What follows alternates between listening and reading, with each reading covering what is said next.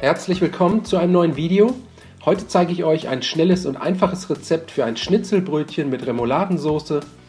Für die Soße als erstes ein Ei in kochendes Wasser geben und ca. 10 Minuten darin kochen lassen. Als nächstes eine Gewürzgurke in feine Würfel schneiden und außerdem etwa einen Esslöffel eingelegte Kapern fein hacken.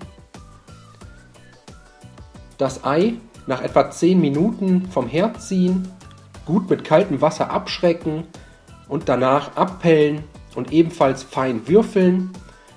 Anschließend das Ei, die Gewürzgurke und Kapern in eine Rührschüssel geben, 100 Gramm Mayonnaise, einen gehäuften Esslöffel Joghurt, einen Schuss Weißweinessig, einen halben Teelöffel Paprikapulver und eine gute Prise Salz und Pfeffer dazugeben.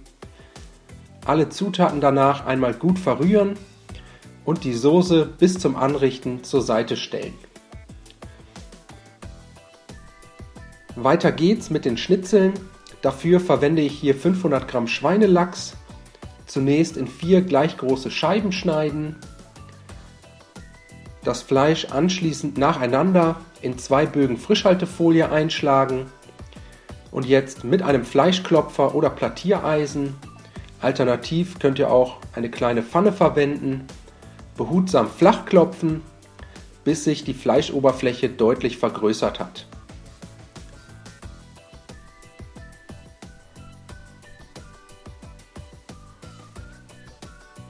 Als nächstes für die Panierstraße 3 tiefe Teller bereitstellen, einen Teller mit Mehl, den zweiten mit einem Ei, das Ei mit etwas Salz und Pfeffer würzen und anschließend verquirlen und einen dritten Teller mit Paniermehl bzw. Semmelbröseln. Danach können wir die Schnitzel panieren, zunächst in Mehl wenden, dann durch das verquirlte Ei ziehen und zum Schluss mehrmals in Paniermehl wenden. Das Ganze für die restlichen Schnitzel wiederholen und wenn das erledigt ist, können wir die Schnitzel anbraten. Dafür eine große Pfanne mit reichlich Öl erhitzen. Sobald das Öl heiß ist, die Schnitzel in die Pfanne geben und dann bei mittlerer Hitze ca. 2 bis 3 Minuten goldbraun anbraten.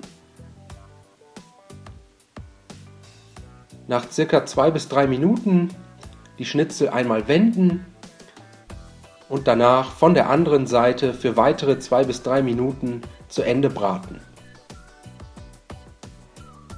Die fertigen Schnitzel anschließend aus der Pfanne heben, nochmal kurz auf Küchenpapier abtropfen lassen und dann können wir auch schon servieren. Dafür ein Brötchen halbieren und die Unterseite mit 2 bis 3 Esslöffeln Remouladensauce einstreichen. Als nächstes ein großes Salatblatt, ein paar Tomaten- und Gurkenscheiben darauf anrichten. Dann ein Schnitzel drauflegen und zum Schluss die Brötchenoberhälfte ebenfalls mit etwas Remouladensauce einstreichen und das Schnitzelbrötchen damit abschließen und servieren. Ich hoffe, euch hat das Video gefallen. Ich wünsche euch viel Spaß beim Nachmachen. Bis zum nächsten Mal.